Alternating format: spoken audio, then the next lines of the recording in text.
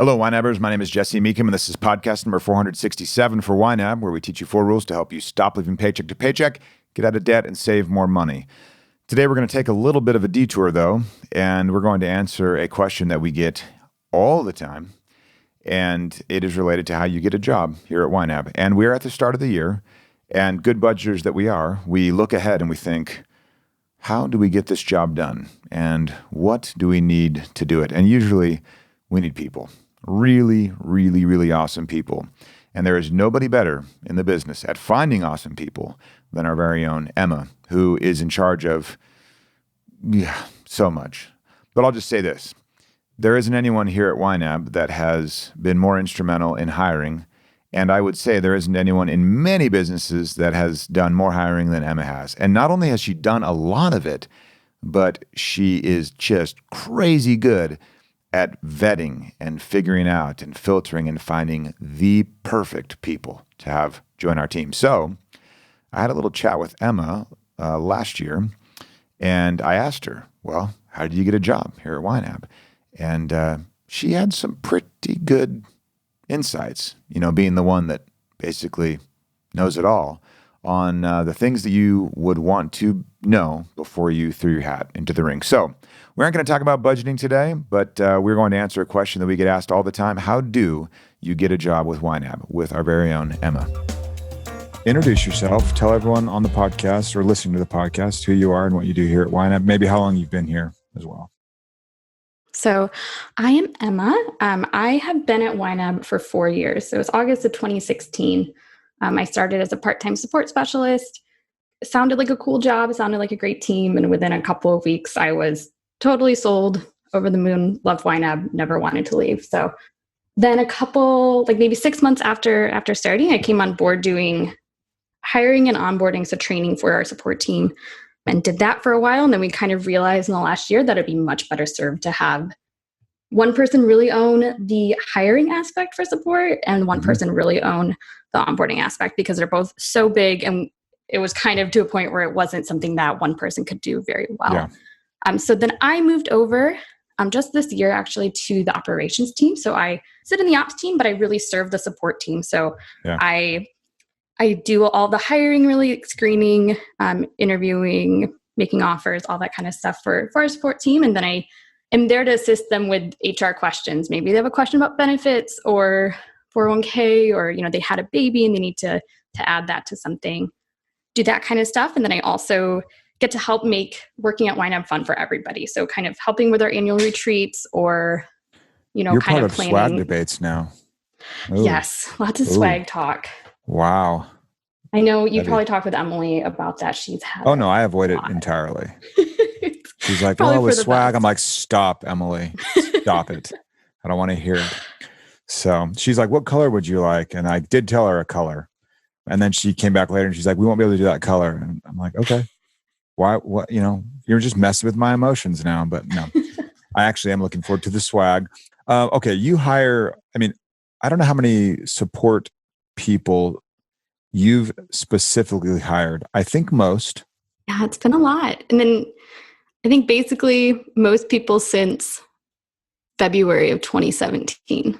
Yeah. So. And we've hired a lot since then. Like there's only been more and more. So you are this, like, if anyone were to try and ingratiate themselves to the YNAB organization and get a job, they would not send me chocolates or a new weightlifting belt. They would send you something. That would be the ticket. Yes. Which is why we won't make your house public or anything. Emma lives in the deep jungles of the Congo. Yes, you will never find me. Never find her.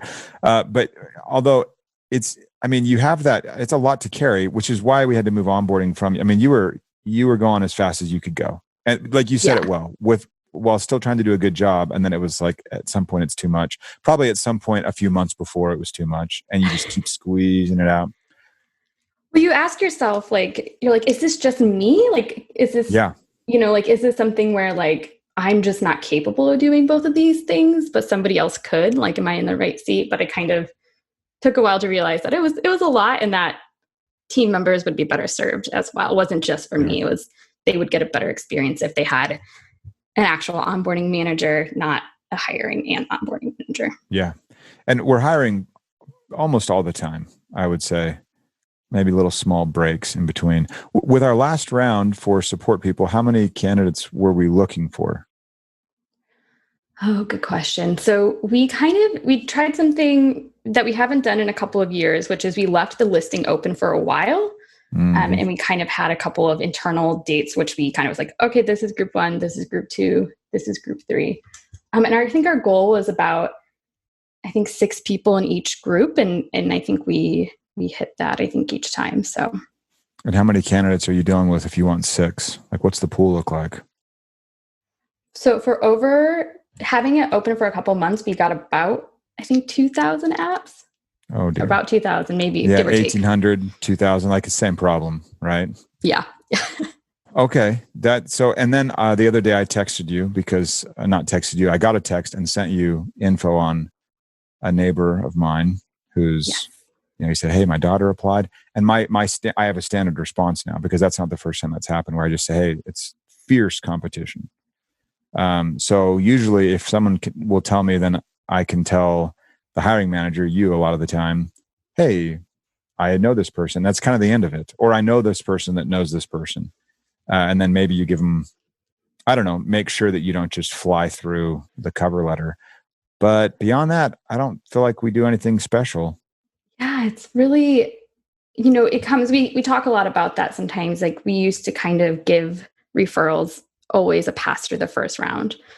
But we kind of have realized that that's not always, that's a little disingenuous sometimes if you know that somebody isn't going to be a good fit.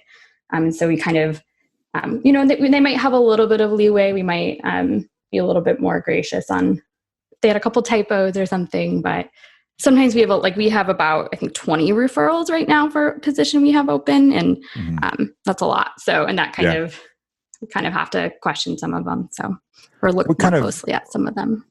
What, as you target, you're saying, okay, like this latest one with the HR ops position, someone like you, I guess, but to serve a different team, essentially. Exactly.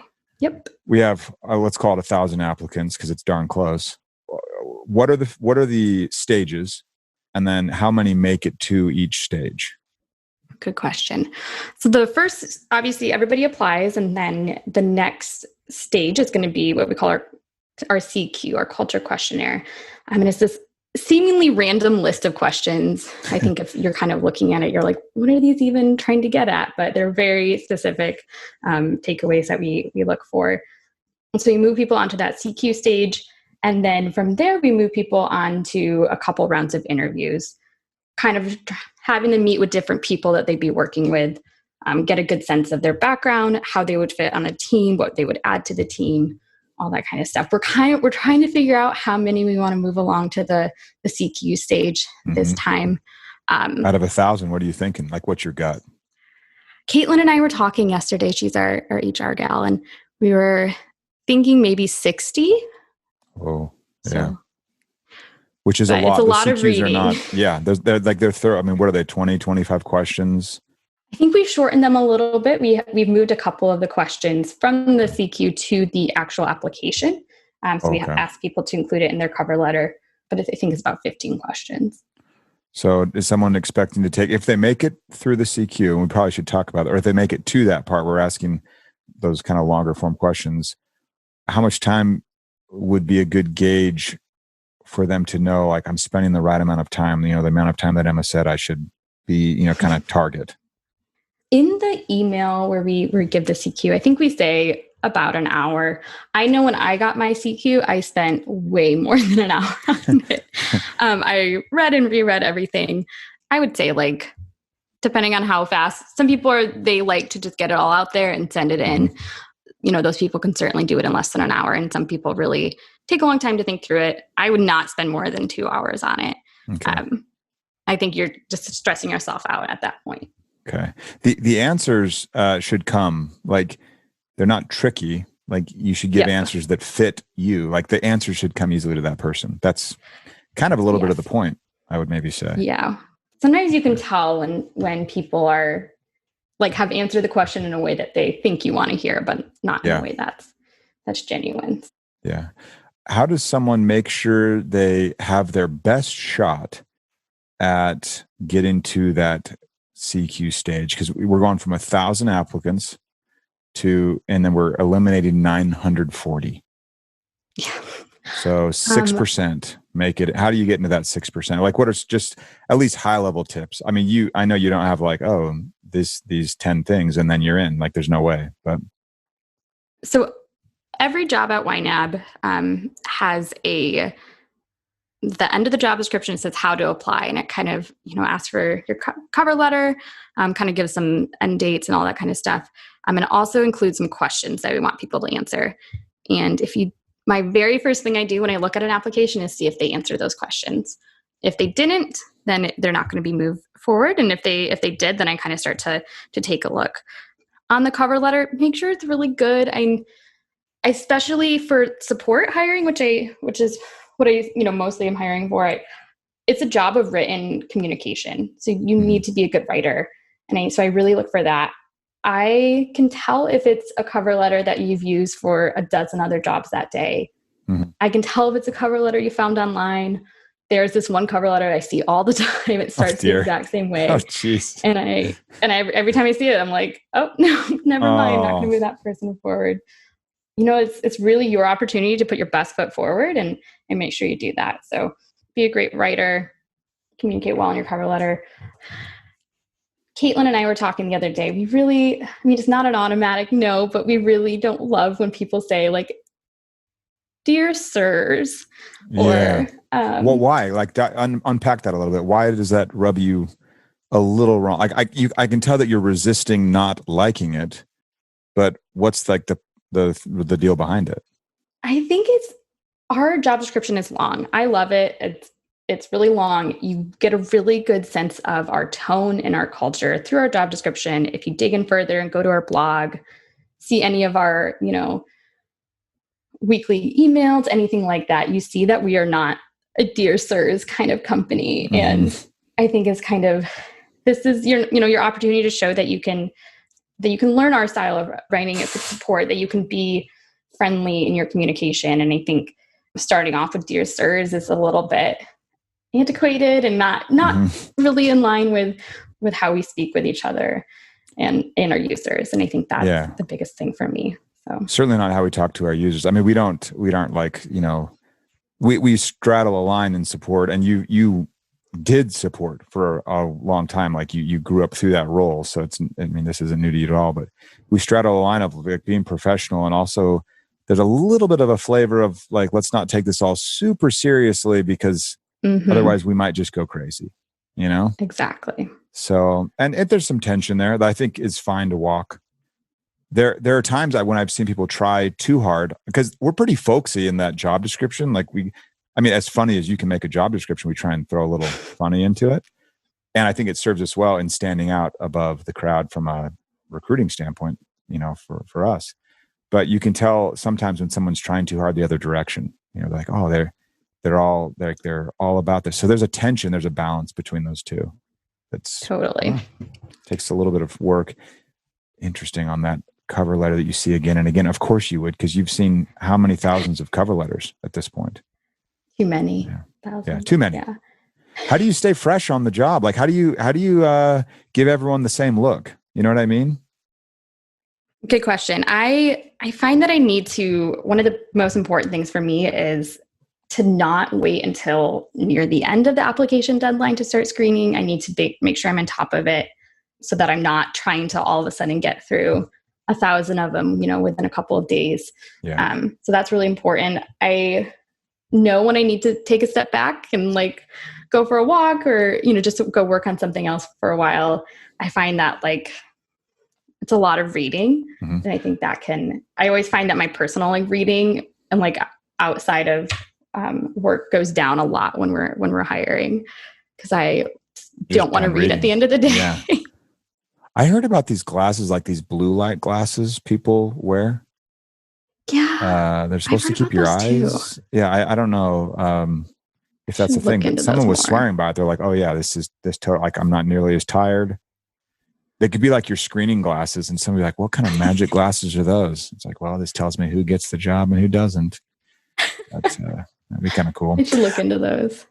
Okay, so you've moved over to ops, kind of doing the same job, more of there's kind of a restructuring. You work a lot with Caitlin, and you also help a lot with making sure YNAB is a good place to work. What are some things, because you said you took to YNAB when you started working here. What was that? And how do you make sure that keeps happening for the new team members when we're, gosh, how much bigger are we than when you came on? Oh, maybe so much bigger. Like 100 more people, maybe? Probably close to it, yeah. Yeah. I think it was 30 something when I started.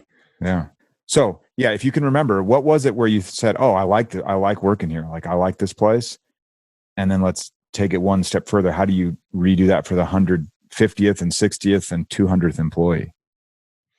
I think one of the biggest things for me was that people really like working at YNAB. And it's so evident, and people are so kind and helpful, and they just enjoy coming to work every day. And I think that has made such a huge difference for me. And I think like that was really refreshing to see that you could enjoy your work, and that, you know, there are going to be hard things, and, you know, not every day is going to be awesome, but as a whole, it's a really, really enjoyable place to be. And I think that was so evident, and, you know, kind of became a thing where, like, we've heard people say this a lot, but like, what you see is what you get. Like, throughout the interview process, we want that to be friendly and helpful, and, you know, upfront with all the information that we can possibly give at any given point, and really kind of continuing that through onboarding and beyond. You know, there's not a lot of egos at YNAB, and I think that's so great. And I love being surrounded by people who are doing what they love, and with people who they enjoy. So I think that was it for me. And then I think that's something I love to find people who are really excited about the role, but they're like, you know, they're excited about it as they can be. And then they get into the role, and they're like, wow, this is way better than I ever anticipated. Yeah, you know, everybody's so nice. We hear that a lot, which is like, I don't know, to me, it's like, and of course we're nice, but, you know, everybody's so nice and helpful and genuinely enjoys being here and genuinely enjoys their jobs. And I think that's such a big thing, especially in support hiring. We get some people who think that it's a foot in the door at YNAB, and that they can, you know, come to this role and do well and then move into another department or position. But we really want to look for people who are excited about the role itself, and not what it could be, but what it is. And there's always going to be opportunities for growth within a role, and you know, potentially outside of it. But I think finding people who are really excited about the work that they're going to be doing all day, every day is so important. There's interesting stuff with support where that foot in the door mentality, I think we've done a good job. Angela's done a good job. I know Todd cared about it early on when he was more directly involved. Like, this is a career. It's a career path. You know, there's meat on this bone that you could really get into. And one of the things, as I've been chatting with other team members, like our ability to spread knowledge quickly, to have knowledge be accurate and up to date, to make sure that the user facing help content is on point and actually good, not just there, but like truly effective at its job. Where a lot of our support team, you know, they start leaning into these areas. Like, they're really good at videos. They're really good at diving in on something. And there's depth there that I think keeps people longer than just like, oh, this is my foot in the door, now I'm going somewhere else. So I'm pretty excited about that. Me too. Also, the job is hard. Like, there's a lot to learn. And it's just not like it's just not email. You know, it's there's like reading between the lines on a support conversation, like really knowing what that person's saying, getting to like the thing behind the thing. It takes practice, and there's a real skill there. So it's fun to see. We have people that just nail it, you know? Oh, so. yeah. You were here when we used to have everyone jump into support, right? I mean, we stopped that only fairly recently, and because it was a joke. Like, you know, we used to have this idea, like engineers, everybody during the Christmas break where we all take, I don't know, half of December off. You jump in, and it was like, oh, we get to kind of be in the shoes of support and maybe learn some things through that lens. And then we realized nobody could do the job except our support people. Yeah, they're incredible. And I think One going back to the documentation and videos and everything that you mentioned is I think we've done a really good job of providing a lot of those materials that answer some of those maybe more basic questions that we used to get in support a lot more. Can you explain this number, Yeah. My to be budgeted number, or why does my budget open to this month? And I think we've done a really good job of providing users with that information so they don't even need to reach out to support. So when they do reach out, oftentimes it is something way more complex. And I like to go in there, even though I'm not working in the queue, I like to pop in and kind of see the state of things. And I see emails and I'm like, oh my goodness, I have no idea where to even begin with that. So people are really good at it. Impressive. It's an impressive skill. Yeah. And like specializing among teams is really, I know we have some generalist teams, but even as I was talking with Melissa, she was like, yeah, that's starting to kind of show some wear. Like it's hard to be just purely generalist with this much depth that's required. So had you found YNAB before you applied, or did you find the job first? Good question. So my husband and I had been married for less than a year, and we did not have any sort of budget. Our budget was don't let our account go below X amount of dollars. Yeah. And that is not a very good budget. So I was looking for a new job kind of like half-heartedly. And I was also looking for something to help us budget. And I don't remember in what search I came across YNAB, but I remember kind of seeing the job and being like, that looks really cool. And then I signed up for a trial and kind of started working on it a little bit. And I had to scrap my whole first budget. I did not set it up correctly, the further it got along in the process, the more excited I was about the possibility of joining. And I remember being like, I don't know if I'm going to get hired because I haven't been using YNAB for that long, but I'm so glad I found it and I'm here. It's been, life-changing from a budgeting standpoint and also from like a personal and professional standpoint. So who's the budgeter? Do you run the show on the budget? Are you kind of the nuts and bolts? Okay. Yeah, we used to make it used to be a little bit more of a discussion, but we've kind of gotten into a pretty good routine with our budget where it's basically the same thing each month. And if there's anything that, if we have any unexpected expenses or anything come up that we need to move things around, we'll have a discussion then. But we're currently saving for a house. So it's basically like budget for things and all the extra goes into savings. So one priority. What do you want in a house? What's one of your non-negotiables as far as house hunting? More than one bathroom. And oh, fancy. We're in an apartment right now and we only have one bathroom and it's been fine, but it would be nice to have more. We really love cooking. We want a decent kitchen. We have not had a decent kitchen for the entirety of our marriage. What does decent look like for you? Where we can both be in there at the same time and not be on top of each other. So our current kitchen is fine. It has everything we need, but it'd be really nice if it was a bit larger, if somebody could be unloading the dishes while somebody else is standing at the stove or something. So it's the dishwasher. Like that, if that thing is open, I'm like, this kitchen's useless. Like even the way I want to renovate our kitchen. Our house is pretty new. We didn't build it, but we bought it new. And 4 years ago. Yeah. Cause phase 4. So I hate that kitchen. Like I want to renovate it. And Julie's like, you can't do that with a 4-year-old kitchen. And she's right. Like that's absurd. But oh man, the layout on that thing is not done by someone that actually spends time in the kitchen with other people around, It's about that triangle. You got the fridge. Yeah, you got to the sink, fridge, sink, and stove. There's magic in that triangle. And ours is really, I don't know what a really skewampish triangle looks like, but ours is that. It's bad. So you're saving for a house. Are you going to stay in the same area in the Congo? I mean, deep in the jungle? Yes. Or are you going to look into the suburbs of the Congo? We're going to look back home by our family. So, which is not where we are right now. So we're in Pennsylvania and we'll be headed back to Michigan. So, but somewhere in Michigan, somewhere in Michigan. Yeah. Far away. Okay. Let me ask you one last question. Okay.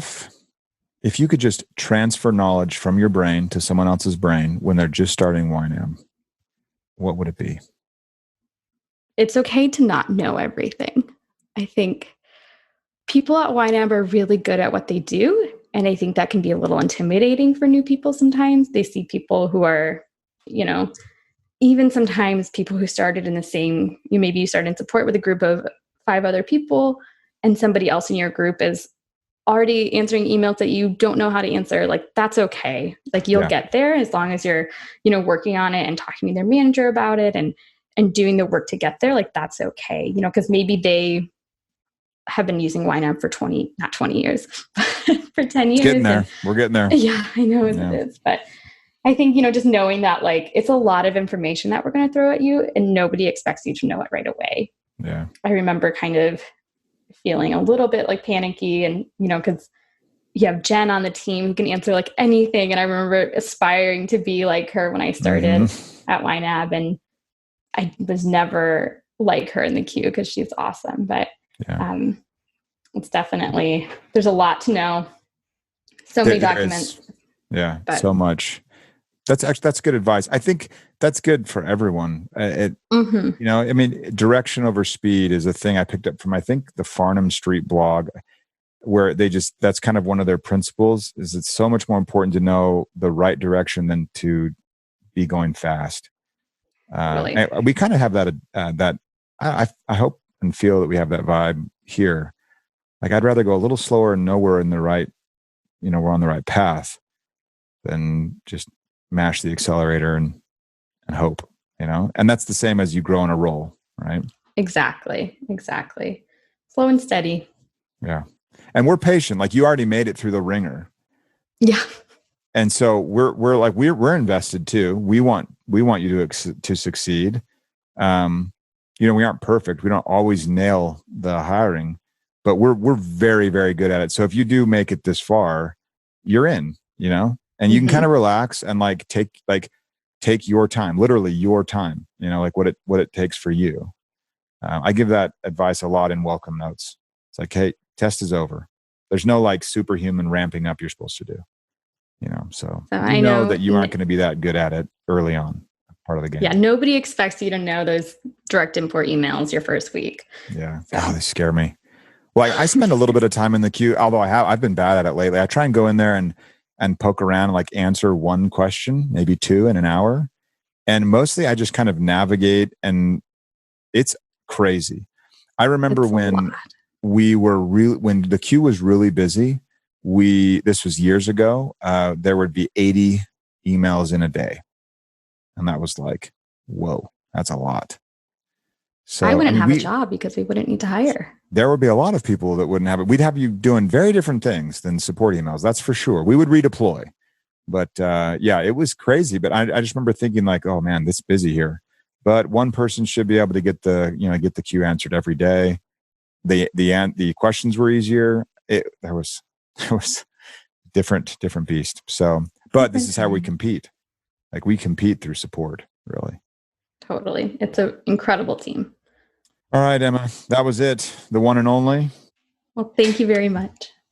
All right. And that is a wrap. I hope you enjoyed a little bit of a behind the scenes peek of how we do things here at YNAB. And we are planning on bringing other YNAB team members onto the podcast, and we'll just chat about all kinds of different things, because we hired the most interesting, effective, kind, helpful, friendly, just amazing people. So you just heard from one, and I'm excited that you're going to be able to hear from a lot more. Until next time, follow YNAB's 4 rules, and you will win financially. You've never budgeted like this.